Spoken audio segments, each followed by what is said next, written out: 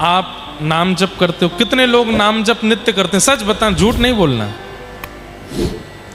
नित्य नाम जापकों ने हाथ उठाया, जो नित्य मंत्र जपते हैं, नित्य नाम जप करते हैं, गुरु मंत्र करते हैं, सब नीचे करो। जो नहीं करते हैं वो प्रारंभ कर दो। क्यों? यही एक तरीका है जिससे हम अपने प्रारब्ध में आने वाले प्रारब्ध कर्मों को समाप्त कर सकते हैं। मान लो मेरे जीवन पर कोई पत्थर गिरने वाला है, और यदि मैं नित्य नाम जप करता हूं तो नाम जप के प्रभाव से वो पत्थर कंकड़ बन जाएगा, उसका प्रभाव सूक्ष्म हो जाएगा। ये नाम का प्रभाव है।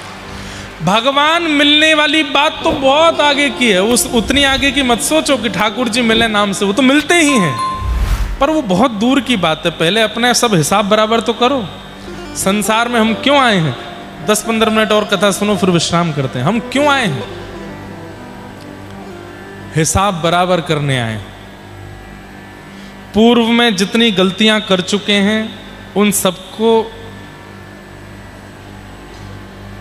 लाला इतनी जोर से भाग के जाता, मुझे लगती आग वाग तो नहीं लगी, कुछ हो तो नहीं गया।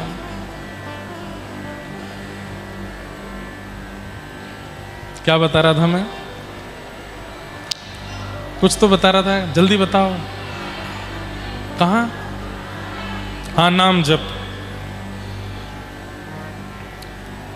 नाम जप, अब वो फ्लो बन ही नहीं रहा। जो मैं जिस भाव में था वो पता नहीं कहां गया। बहुत बढ़िया आ रहा था। हाँ, प्रारब्ध कर्म। मेरे जीवन में कुछ पहाड़ आने, अब भगवत प्राप्ति नाम से होती है, सबको पता है, लेकिन वो बहुत आगे का विषय है। उससे पहले हम सब यहाँ हिसाब बराबर करने आए हैं। हाँ, ये विषय चल रहा था। पिछले कितने जन्मों में हम क्या क्या कर चुके हैं, वो सब भी हमको भोगना है इसी जन्म में। वह भोग करके जो हमारा हिसाब बकाया चल रहा है वो समाप्त करके यहां से जाना है हमको। लेकिन वह तो समाप्त किया नहीं, इस जन्म में नया हिसाब की खोपी और बना ली हमने। इस जन्म में हमारे नए हिसाब और बन गए हैं। पड़ोसी के साथ ये कर दिया, अपने पत्नी के साथ ये किया, बच्चों के साथ ऐसा किया, व्यवहार ऐसा किया, फैक्ट्री में किसी के साथ छल किया, व्यापार में किसी के साथ बुरा कर दिया। यहां पर और हमने हिसाब बड़ा कर लिया अपना। पुराने तो खत्म हुए नहीं, इस जन्म में और बढ़ गए। और एक बात कहूं, जब ठाकुर जी देखते हैं कि इस जन्म में भी हिसाब चुकता नहीं कर रहा है और बढ़ा रहा है, तो पूर्व के को ठाकुर जी रोक देते हैं। पूर्व का अभी भोगना नहीं है, अभी इस जन्म में जितना करना है करो, एक साथ भोगवाएंगे। लेकिन व्यक्ति जब साधक बन जाता है, नित्य ऊर्ध्वपुंड धारण करने लगता है, मूल मंत्र, द्वय मंत्र, चरम मंत्र, नाम मंत्र, गुरु मंत्र, या फिर कोई भी भगवान नाम जब जपने लग जाता है, तो क्या होता है? उसकी श्रद्धा के अनुसार उसके पूर्व के कर्म का जो फल उसको भोगना है, उसका 20%, फिर 30%, फिर 40% नाम भगवान नष्ट कर देते हैं। उसका प्रारब्ध को कम करने लगते हैं, घटाने लगते हैं। और फिर नाम करते करते एक समय ऐसी स्थिति आ जाती है कि व्यक्ति इतना ज्यादा नाम आपन्न हो जाता है कि परिस्थिति आती चली जाती, उसको पता भी नहीं चलता कि कुछ होके निकल भी गया। इसलिए नाम नित्य करिए। पर नाम भगवान आपको स्वीकार कर रहे हैं, इसका प्रमाण क्या है? आप जो नाम कर रहे हो, जो मंत्र कर रहे हो, वह आपको स्वीकार कर रहा है, इसका प्रमाण क्या है? सबसे पहला प्रमाण, जिसके प्रति ईर्ष्या थी वह ईर्ष्या समाप्त हो जाए, उसमें दोष ना देख करके अब उसमें भी गुण दिखने लग जाएं। समझ जाओ नाम भगवान आपको स्वीकार कर रहे हैं। यह नाम का प्रभाव। इसलिए जिससे भी कभी ईर्ष्या हुई है उसका चिंतन करो और नाम जप करो। महीना, 1.5 महीना, 2 महीना बाद फिर उसका फोटो देखो। अब भी यदि ऐसा मन में आ रहा है भाव, तो समझ जाओ कि अभी नाम भगवान स्वीकार नहीं कर रहे हैं। लेकिन किसी दिन उसका चित्र देख के या वो सामने आ जाए तो उसमें भी लगे यार भले ही मैंने इसमें 100 अवगुण देखे, लेकिन इसमें भी एक गुण तो है। गुण दर्शन जिस दिन हो जाए, आपकी दृष्टि जिस दिन गुण देखने लग जाए, समझ जाओ नाम भगवान आपके रक्त के साथ आपके शरीर में संचार हो रहे हैं, आपको स्वीकार कर रहे हैं। अब आप ठाकुर जी के पथ के पथिक बन गए हो, अब ठाकुर जी मिल जाएंगे। काम, क्रोध, लोभ, मोह, द्वेष, अभिनिवेश, अहंता, ममता, चिंता, ईर्ष्या, इन सब में सबसे खतरनाक है ईर्ष्या। बाकी सबसे आकलन नहीं बताया भजन का, ईर्ष्या से बताया। श्रीमद् भागवत जी के महात्म्य में श्लोक आता है, गोकर्ण जी महाराज अपने पूज्य पिताजी महाराज को कहते हैं, धर्मं भजस्व सततं त्यज लोक धर्मान सेवस्य साधु पुरुषां जहि काम तृष्णाम अन्यश्च दोष गुण चिंतनमाशु मुक्त्वा सेवा कथा रसमहो नितराम पिबत्वा। सब में दोष दिखना जिस दिन बंद हो जाए और अत्यंत दोषी व्यक्ति में भी एक गुण दिख जाए, समझ जाओ अब नाम प्रभाव कर रहा है, अब ठाकुर जी स्वीकार कर रहे हैं।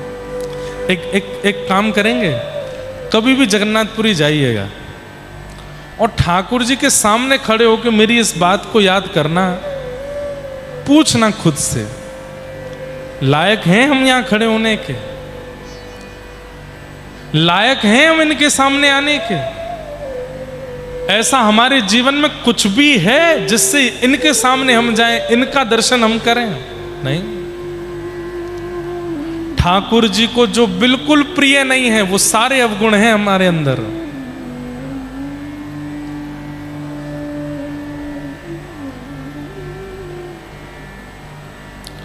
नफरत है जिनसे उन्हें सदा, जिनसे ठाकुर जी को नफरत है, उन्हीं अवगुणों में मैं हूं पड़ा,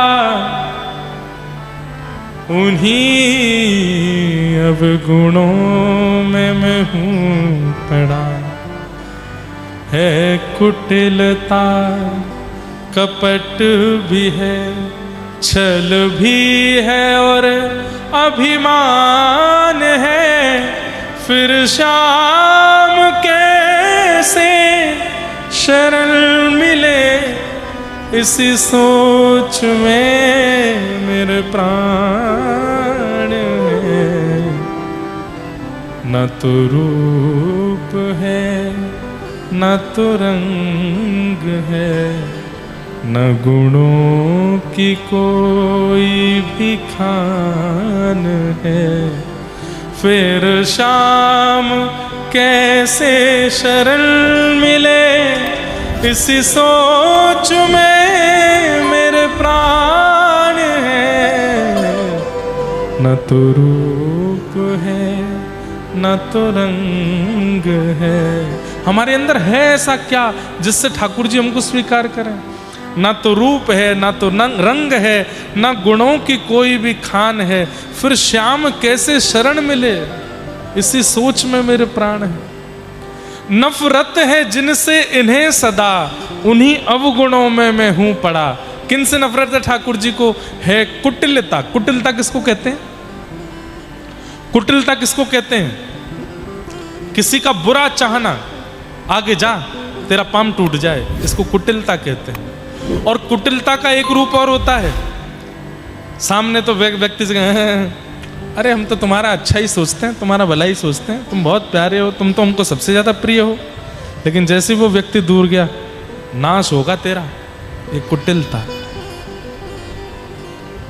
अरे भाई मुंह पे तो सबको मीठा बोलना पड़ता है, पीछे से तो हमको ऐसे, हम तो जानते हैं सत्यता क्या है, पर क्या करें, रोजी रोटी चल रही है वहां से, इसलिए प्रेम से बोलना पड़ता है, लेकिन भीतर की तो हम सब जानते हैं। इसको कुटिलता कहते हैं। ठाकुर जी को ये बिल्कुल प्रिय नहीं लगता है। व्यक्ति जब मुंह पर अच्छा बोल के उसके जाने के बाद बुरा बोलने लगता है, ठाकुर जी क्रॉस कर देते हैं उसका नाम, मुझे नहीं मिलेगा ये कभी। कपट, कपट, कपट का मतलब क्या? शत्रु से मिलकर के उसका नाश करवाना, पीठ पीछे उसका घाटा करवाना, उसका बुरा हो इसकी पूरी योजना बनवाना, ये कपट, छल। छल किसको कहते हैं? विश्वास दिला करके और फिर उस विश्वास को तोड़ देना, इसको छल कहते हैं। ईर्ष्या, किसी की उपलब्धि, कोई बढ़ रहा है, कोई अच्छा कर रहा है तो उसको देख करके चिढ़ना, उससे दुखी हो जाना, रातों की नींदें उड़ा देना, ये सब ठाकुर जी को प्रिय नहीं। और सारे अवगुण हैं हमारे अंदर।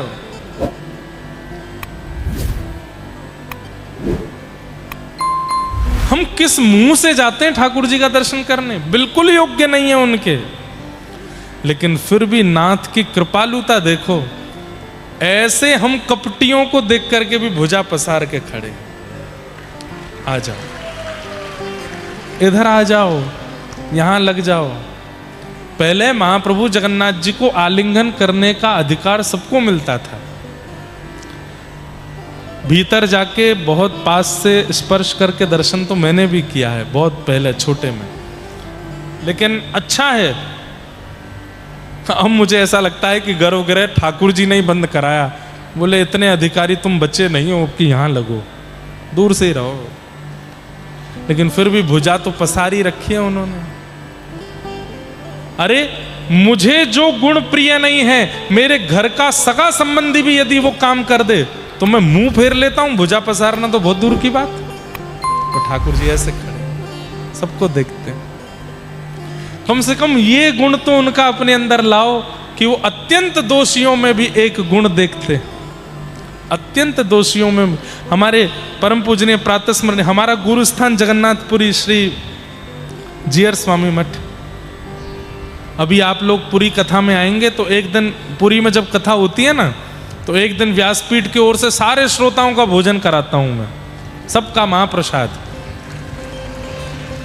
लेकिन अब भीड़ देख करके मुझे डर तो लग रहा है सबरी कथाओं की दक्षिणा तो महाप्रसाद में ही चली जाएगी। लेकिन कोई बात नहीं महाराज, वृंदावन वाले हैं, कराएंगे सबको। एक दिन का महाप्रसाद जगन्नाथपुरी में जब कथा होती है तो सारे श्रोताओं को व्यासपीठ की ओर से होता है, तो वहीं करते हैं हम जीयर स्वामी मठ में। हमारे पूज्य अभी वर्तमान विराजमान आचार्य चरण परम पूजनीय प्रातः स्मरणीय पूज्य श्री इंदिरा रमणाचार्य जी महाराज, आपके गुरुदेव, मतलब हमारे पिताजी के गुरुदेव, हमारे दादा गुरु परम पूजनीय प्रातः स्मरणीय प्रातः वंद्य श्रीमद गरुणध्वजाचार्य जी महाराज, गुरु जी, दादा गुरु जी, उनकी एक बात पूज्य स्वामी जी ने मुझको बताई कि उनसे किसी ने प्रश्न किया कि महाप्रभु जगन्नाथ के नेत्र दिखते हैं, आंख दिखती, अधर दिखते हैं, हाथ दिखते हैं, कान क्यों नहीं दिखते? कानों का दर्शन क्यों नहीं होता? और अभी तो ठाकुर जी का वेश ऐसा, नहीं तो आप कल शायद दर्शन हो, ऐसे ठाकुर जी कपड़ा पहन के ऐसे छुपा के और रखते हैं जैसे मुफलर पहन लिया हो, जाड़ा लग रहा हो। तब हमारे दादा गुरुदेव आचार्य चरण कहते हैं, बोले कान है तो सही लेकिन छिपा रखे हैं। क्यों? जैसे ही कोई भक्त बुलाता है तो महाप्रभु जगन्नाथ जी दौड़ करके जाते हैं, और जब लौट करके आते हैं तो ये दोनों गुस्सा हो जाते हैं, बलभद्र जी सुभद्रा जी। कहीं भी चले जाते हो मुंह उठा के, हम कितनी बार मना कर रहे थे, अरे वो योग्य नहीं है, वो अधिकारी नहीं है, उसके अंदर इतने अवगुण हैं, फिर भी उसकी कृपा करने के लिए गए, उस पर दया करने के लिए गए। तो महाप्रभु जगन्नाथ जी आके, अच्छा आप रोक रहे थे? बोले हाँ, मैंने तो सुना ही नहीं, मैं तो कान ढके हुए थे, मुझे सुना ही नहीं दिया। तो बोले कहीं बलभद्र जी सुभद्रा जी किसी पर कृपा करने जाऊं तो मुझे रोके टोके ना, मुझे सुनाई ना दे, इसलिए अपने कान बंद करके रखते ठाकुर जी। कितने दीन वत्सल हैं, कितने करुणा निधान हैं कि कोई पुकार ले तो दौड़ने के लिए अपने कान बंद कर लेते हैं कि कोई मुझे रोक करके अवगुण बतावे तो मैं सुनूंगा नहीं, कृपा करने जाऊंगा। कम से कम उन जगन्नाथ जी का एक लक्षण तो अपने अंदर लाओ कि किसी से ईर्ष्या मत करो, किसी में दोष मत देखो। आज से नियम बना लीजिए, जिससे भी ईर्ष्या है उसमें गुण देखना है आपको। अरे भले ही आपका सगा भाई है, बंटवारे के लिए लड़ाई कर रहा है, भले ही आपकी ननद है, भले ही आपकी जेठानी जोरानी है, भले ही आपकी सासू माँ है, भले ही आपकी बहन है, भले ही आपके पड़ोसी अड़ोसी हैं, काम करने वाला, ऑफिस दफ्तर का, कॉलेज का मित्र है, कोई भी है, आपका बहुत बुरा करता है, उसमें भी एक गुण देखो, इसमें गुण क्या है, अच्छा क्या है। और अंत में अगर ये निकला ना है ही नहीं, कुछ अच्छा है ही नहीं इसमें, तो समझो अभी नाम भगवान स्वीकार नहीं कर रहे। एक गुण तो निकलेगा, गुण सबों के अंदर होता है, हमें दिखता नहीं। अब सोचो, रावण को प्रभु श्री राम में गुण नहीं दिखते। दुनिया गाती है नव कंज लोचन कंज मुख कर कंज पद कंजारुणौ, श्री रामचंद्र कृपालु भज मन हरण भव भय। श्री रामचंद्र कृपालु भज मन, हे मन रामचंद्र का भजन करो। क्यों? बोले हरण भव भय, दुनिया के भय का हरण करने वाले हैं वे। कैसे हैं? नव कंज लोचन, कमल जैसे नेत्र हैं, कमल जैसी नासिका, कमल जैसा मुख, कमल जैसे हाथ, कमल जैसे चरण। और रावण के सामने भी आकर के खड़े हो गए, रावण को तब भी उनमें कोई गुण नहीं दिखा। इसका मतलब क्या है? गुण ना दिखना ये राक्षस प्रवृत्ति है। और राम जी दूर से योजना बनाते आ रहे हैं कि रावण को थोड़ा समझाओ, थोड़ा बताओ। हनुमान जी तुम प्रयास करो, अंगद जी तुम जाकर के उसको संकेत करके आओ, जामवंत जी आप किसी प्रकार इन्हें समझाओ, विभीषण तुम भी समझाओ, शायद मान जाए। ये राम जी का स्वरूप है कि वो अभी भी ये सोच रहे हैं कि रावण जैसा महान दुष्ट समझाने से समझ जाएगा, उसमें ये गुण होगा। लेकिन अत्यंत पवित्र स्वरूप जिनका राम जी का, उनमें भी कोई गुण नहीं दिख रहा है रावण को। तो आपके ऊपर है गुण ना देखना, ये रावण का स्वरूप है। और रावण जैसे महापातक में भी गुण देखना, ये राम जी का स्वरूप है। आपको क्या दिखता है ये आपके ऊपर निर्भर करता है। इसलिए निर्मत सराणाम सताम, मात्सर्य दोष से बचिए, किसी में दोष मत देखिए। और दोष दिख भी जाए ना, किसी में जैसे दोष दिख गया, अरे राम राम ये तो ऐसा है, तुरंत अपने मन को एकाग्र करो, हरे कृष्ण कृष्ण कृष्ण हरे हरे, हरे राम राम राम हरे हरे, श्री राम जय राम मंत्र जाप करो आंख खोल करके। इसमें एक गुण देखना है, मैंने दोष देख लिया है, एक गुण मुझे देखना ही देखना है। जब तक गुण नहीं दिख जाए तब तक जाओ नहीं वहां से, एक गुण देख के तब जाओ, हाँ कोई तो गुण है। ऐसे जब आप मात्सर्य दोष से विहीन हो जाओगे तो क्या होगा? ठाकुर जी आपसे अपने आप संबंध बना लेंगे, ठाकुर जी आपसे संबंध बनाएंगे।